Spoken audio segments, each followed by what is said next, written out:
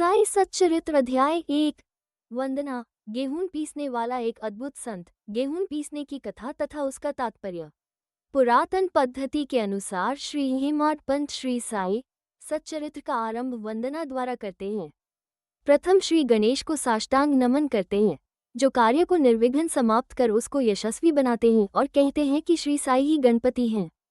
फिर भगवती सरस्वती को, जिन्होंने काव्य रचने की प्रेरणा दी, और कहते हैं कि श्री साई भगवती से भिन्न नहीं हैं, जो कि स्वयं ही अपना जीवन संगीत बयान कर रहे हैं।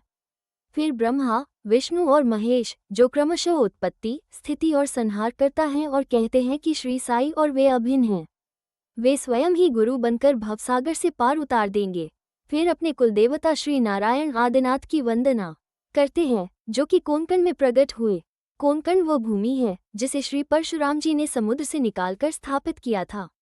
तत्पश्चात वे अपने कुल के आदि पुरुषों को नमन करते हैं। फिर श्री भारद्वाज मुनि को, जिनके गोत्र में उनका जन्म हुआ।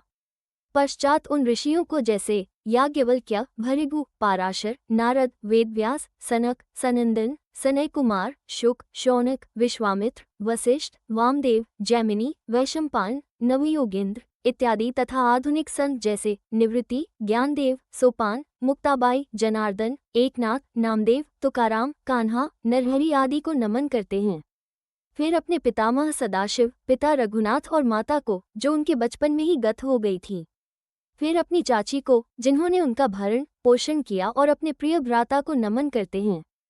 फिर पाठकों को नमन करते हैं, जिनसे उनकी प्रार्थना है कि वे एकाग्रचित्त होकर कथामृत का पान करें। अंत में श्री सच्चिदानंद सद्गुरु श्री साईनाथ महाराज को, जो कि श्री दत्तात्रेय के अवतार और उनके आश्रयदाता हैं, और जो ब्रह्म सत्यम जगन मिथ्या का बोध कराकर समस्त प्राणियों में एक ही ब्रह्म की व्याप्ति की अनुभूति कराते हैं। सर्व श्री पाराशर, व्यास और शांडिल्य आदि के समान भक्ति के प्रकारों का संक्षेप में वर्णन कर अब ग्रंथकार महोदय निम्नलिखित कथा प्रारंभ करते हैं। गेहूं पीसने की कथा। सन 1910 में मैं एक दिन प्रातःकाल श्री साई बाबा के दर्शनार्थ मस्जिद में गया। वहां का विचित्र दृश्य देख मेरे आश्चर्य का ठिकाना न रहा कि साई बाबा मुंह हाथ धोने के पश्चात चक्की पीसने की तैयारी करने लगे। उन्होंने फर्श पर एक टाट का टुकड़ा बिछा, उस पर हाथ से पीसने वाली चक्की रखी। उन्होंने कुछ गेहूं डालकर पीसना आरंभ कर दिया। मैं सोचने लगा कि बाबा के चक्की पीसने से क्या लाभ है। उनके पास तो कोई है भी नहीं, और वे अपना निर्वाह भी भिक्षावृत्ति द्वारा ही करते हैं। इस घटना के समय वहां उपस्थित अन्य व्यक्तियों की भी ऐसी ही धारणा थी, परंतु उनसे पूछने का साहस किसे था। बाबा के चक्की पीसने का समाचार शीघ्र ही सारे गांव में फैल गया, और उनकी यह विचित्र लीला देखने हेतु तत्काल ही नर नारियों की भीड़ मस्जिद की ओर दौड़ पड़ी। उनमें से 4 निडर स्त्रियां भीड़ को चीरती हुई उपाई, और बाबा को बलपूर्वक वहां से हटाकर उनके हाथ से चक्की का खुंटा छीनकर तथा उनकी लीलाओं का गायन करते हुए उन्होंने गेहूं पीसना प्रारंभ कर दिया। पहले तो बाबा क्रोधित हुए, परंतु फिर उनका भक्तिभाव देख वे शांत होकर मुस्कुराने लगे। पीसते पीसते उन स्त्रियों के मन में ऐसा विचार आया कि बाबा के न तो घर द्वार हैं, और न इनके कोई बाल बच्चे हैं, तथा न कोई देखरेख करने वाला ही है। वे स्वयं भिक्षावृत्ति द्वारा ही अपना निर्वाह करते हैं, अतः उन्हें भोजनादि के लिए आटे की आवश्यकता ही क्या है। बाबा तो परम दयालु हैं, हो सकता है कि यह आटा वे हम सब लोगों में ही वितरण कर दे। इन्हीं विचारों में मग्न रहकर गीत गाते गाते ही उन्होंने सारा आटा पीस डाला। तब उन्होंने चक्की को हटाकर आटे का 4 समान भागों में विभक्त कर लिया, और अपना अपना भाग लेकर वहां से जाने उद्यत हुई। अभी तक शांत मुद्रा में निमग्न बाबा तत्क्षण ही क्रोधित हो उठे और उन्हें अपशब्द कहने लगे। स्त्रियों, क्या तुम पागल हो गई हो?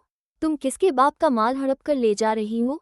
क्या कोई कर्जदार का माल है जो इतनी आसानी से उठाकर ले जा रही हो? अच्छा, अब एक काम करो कि इस आटे को ले जाकर गांव की मैन पर बिखेर आओ। मैंने शिरडीवासियों से प्रश्न किया कि जो कुछ बाबा ने अभी किया है, उसका यथार्थ में क्या तात्पर्य है। उन्होंने मुझे बतलाया कि गांव में विषुचिका का जोरों से प्रकोप है, और उसके निवारणार्थ ही बाबा का यह उपचार है। अभी जो कुछ आपने पीसते देखा था, वो गेहूं नहीं वरन विषुचिका थी, जो पीसकर नष्ट कर दी गई है।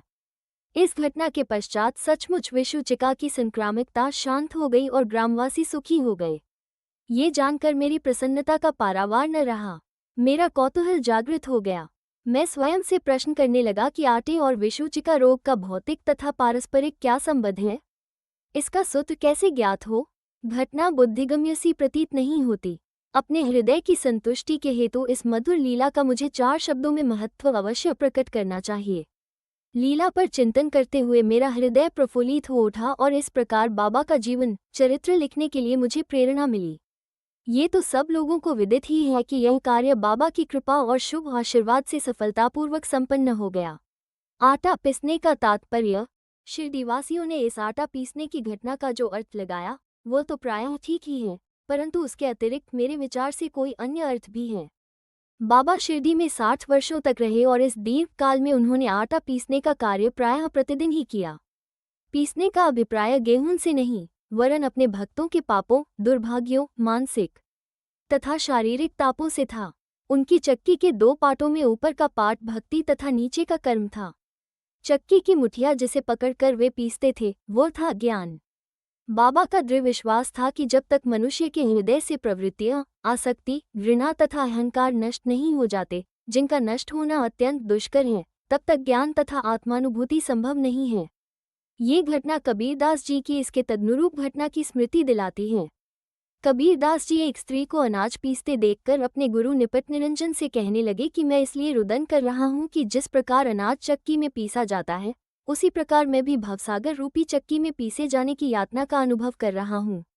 उनके गुरु ने उत्तर दिया कि घबराओ नहीं, चक्की के केंद्र में जो ज्ञान रूपी दंड है, असी को दृढ़ता से पकड़ लो, जिस प्रकार तुम मुझे करते देख रहे हो। उससे दूर मत जाओ, बस केंद्र की ओर ही अग्रसर होते जाओ और तब यह निश्चित है कि तुम इस भवसागर रूपी चक्की से अवश्य ही बच जाओगे। श्री सद्गुरु साईनाथ अर्पणमस्तु। शुभं भवतु।